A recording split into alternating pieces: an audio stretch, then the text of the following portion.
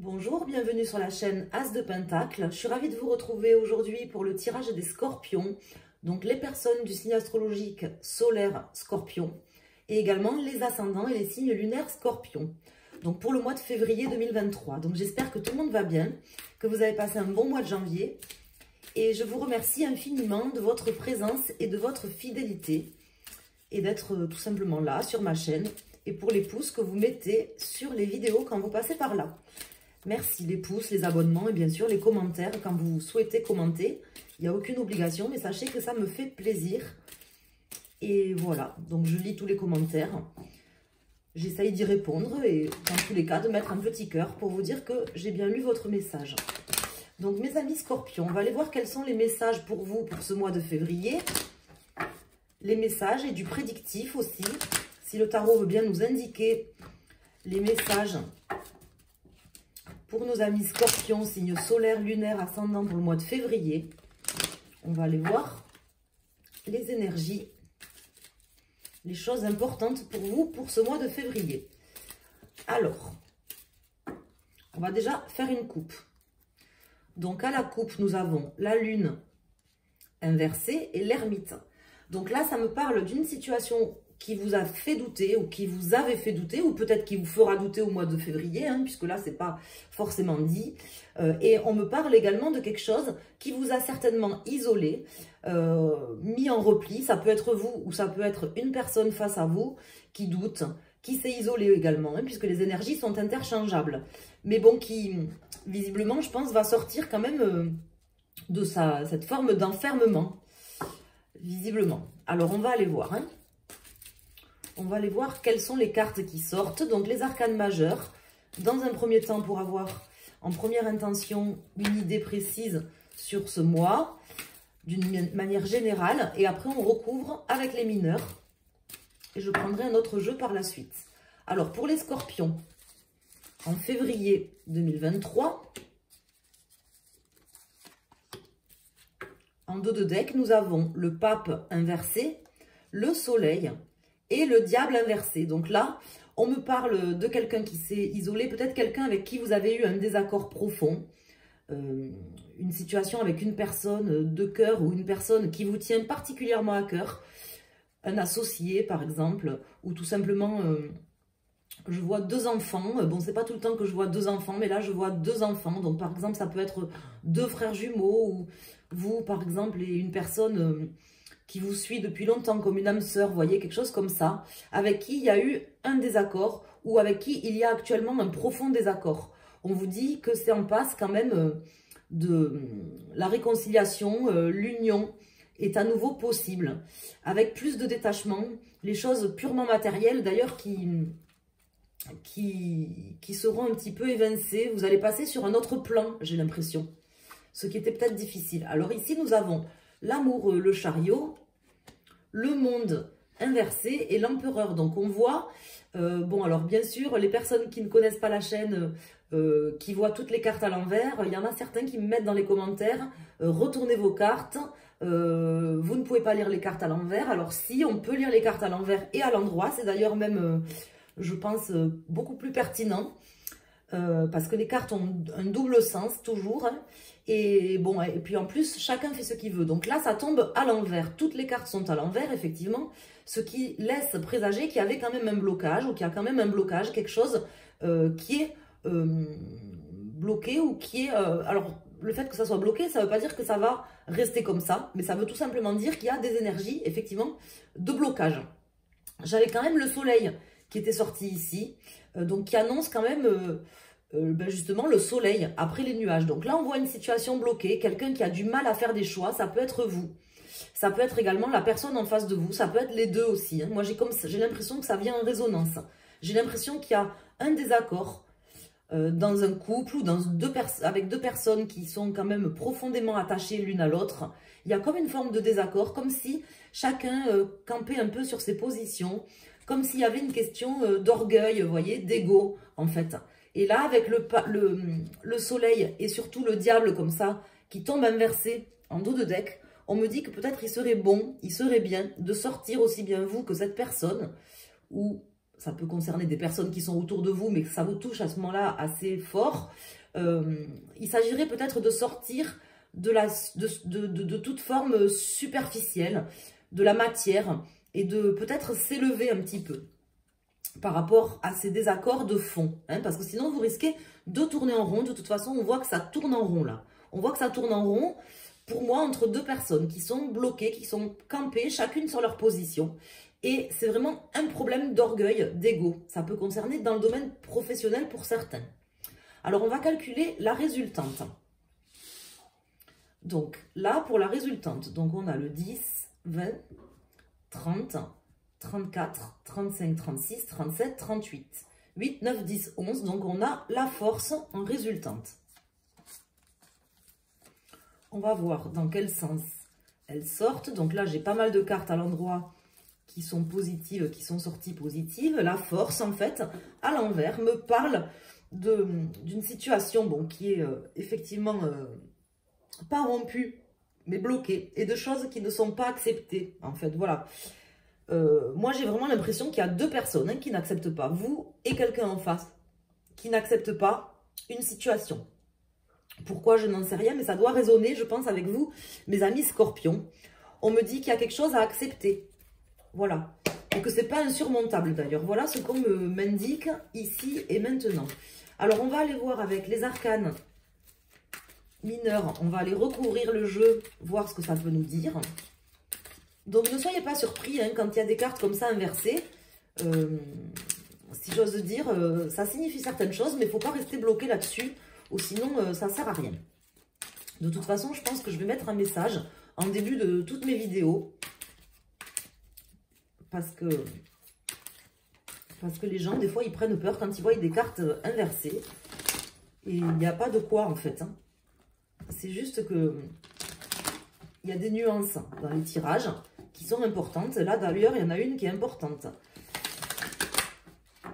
Parce que là, on voit bien qu'il y a des personnes qui ne sont pas d'accord, des personnes qui ont du mal à trouver un accord. Et moi, je peux vous dire, j'en suis certaine, au vu des cartes, que c'est qu'un problème d'ego. Et c'est tout. Rien d'autre. Il suffit, en fait, et on vous le dit ici, d'amour, d'écouter le cœur, que ce soit vous ou cette personne en face, pour que la situation soit surmonter, en fait, tout simplement. Malheureusement, les gens réagissent souvent avec leur ego, avec leur personnalité, vous voyez. C'est pour ça que le diable sort aussi. Hein.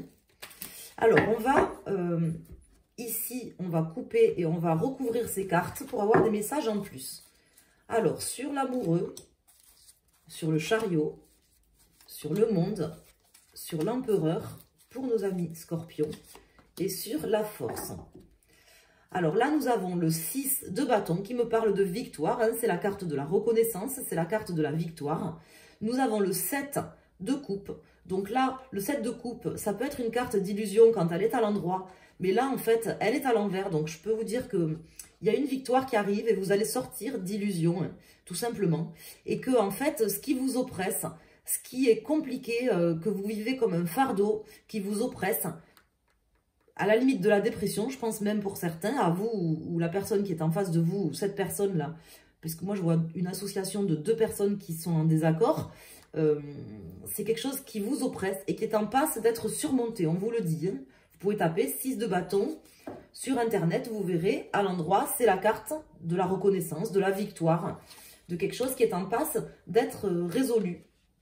Alors ici, nous avons l'As de Pentacle, le 10 de coupe, nous avons le 10 d'épée, le 8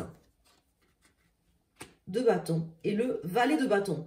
Donc, on voit quand même des hostilités qui font mal, mais qui font mal, je pense, aux deux personnes. Parce que moi, j'ai l'impression vraiment que aussi bien vous que cette personne dont je vous parle, à mon avis, vous ne pouvez pas ignorer de qui je parle.